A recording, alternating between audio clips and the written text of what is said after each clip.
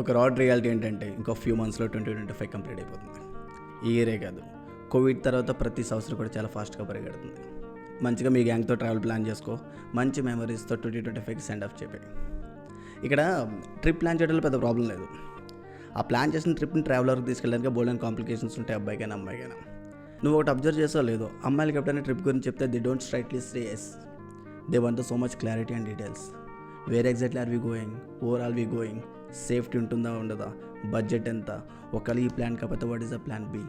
అబ్బాయిలా క్లారిటీని ఎప్పుడు చంపి పడదు అబ్బాయి మామ. ఫస్ట్ ఆఫ్ ఆల్ ఎవడైతే ప్లాన్ చేస్తాడో ఆడుకో క్లారిటీ ఉండదు. మామ ట్రిప్ పోదామా అంటాడు, వీళ్ళ ఫ్రెండ్స్ ఇంకా గ్రేట్, ఆ మామ పోదాం అంటాడు. ఒక ప్లాన్, ఒక clue, first of all brain ఉండదు, ఓన్లీ వైబ్స్తోనే ఓకే మామ అంటారు. ఈ ప్రాసెస్లో అమ్మాయిలు కొన్ని విషయాల్లో నో చెప్తారు. ఎక్కడైనా సేఫ్టీ ప్రాబ్లం ఉన్నా 9 మంది బెస్ట్ ఫ్రెండ్స్ ఉండి ఒక్కరితో వైబ్ మ్యాచ్ అయిపోయినా సరే దే ఇన్స్టెంట్లీ సే నో. కానీ అబ్బాయిలు ఎప్పుడు ట్రిప్కి నో చెప్పరు. అండ్ ఈ కన్వర్జేషన్ అంతా కూడా వాట్సాప్ గ్రూప్తో స్టార్ట్ అవుతుంది. గో గోవా గాన్, ఒక కొబ్బరి చెట్టు, ఒక బీచ్, ఒక బికినీ బొమ్మ టైటిల్. ఇక్కడ అమ్మాయిల బ్యూటీ ఏంటంటే ఒకవేళ వాళ్ళకి ట్రిప్ నచ్చకపోతే వాళ్ళు ఈ ప్రాసెస్ ఫస్ట్లోనే ఎగ్జిట్ అయిపోతారు. కానీ అబ్బాయిలు అలా కాదు, ట్రిప్కి ఒక రోజు ముందు ఎగ్జిట్ అయిపోతాడు గ్రూప్ నుంచి. ఏరా అంటే పైసలు లేవు మామ అంటాడు. ట్రిప్కి ఒక రోజు ముందు వరకు అడిగి తెలియదు, ఆడి దగ్గర డబ్బులే ఉన్న విషయం. Too much poverty. అండ్ అమ్మాయిలో బాగా నచ్చే విషయం ఏంటంటే they don't lose their identity. వాళ్ళ ఇంట్లో ఉన్నా సరే, ట్రిప్లో ఉన్నా సరే, they need comfort. Clean bed ఉండాలి, క్లీన్ అండ్ డ్రై వాష్రూమ్ ఉండాలి. చెక్ ఇన్ చేయగానే అమ్మాయిలు ఫస్ట్ చేసే పని ఏంటంటే ది బెస్ట్ రూమ్ చూసుకుంటారు, ఆ రూమ్ నాది అని. నువ్వన్నీ మూసుకొని ఆ రూమ్ ఇచ్చేయాలి, లేకపోతే ట్రిప్ మొత్తం స్పాయిల్ అయిపోద్ది. గుర్తుపెట్టుకో, అబ్బాయిలకి ఐడెంటిటీ, కంఫర్ట్ ఇంటి బొక్క. హాల్లో ఉన్న కౌచ్లో ఒకటి మీద ఒకటి కాలేజ్ని పడుకుంటారు. ట్రిప్లో ఎప్పుడు కూడా అమ్మాయిల బ్యాచ్ ఉందంటే ఒక డీప్ కన్వర్జేషన్ జరుగుతుంటుంది వాళ్ళ మధ్యన.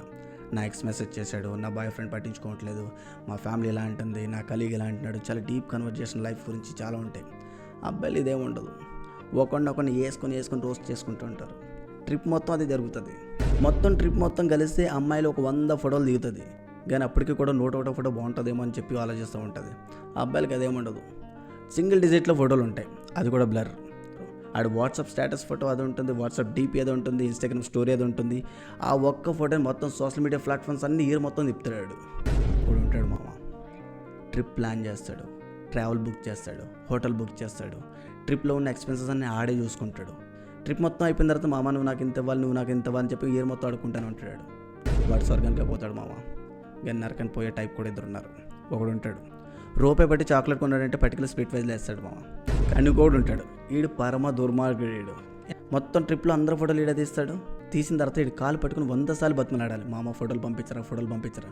సంవత్సరం అవుతుంది అయినా సరే పంపించలేడు. వీడు ఖచ్చితంగా నరకానికి పోతాడు మామ. బట్ స్వర్గానికి పోయే వాళ్ళతో మనకెందు మామ, నరకానికి పోయే బ్యాచ్ని ట్యాగ్ చేయి.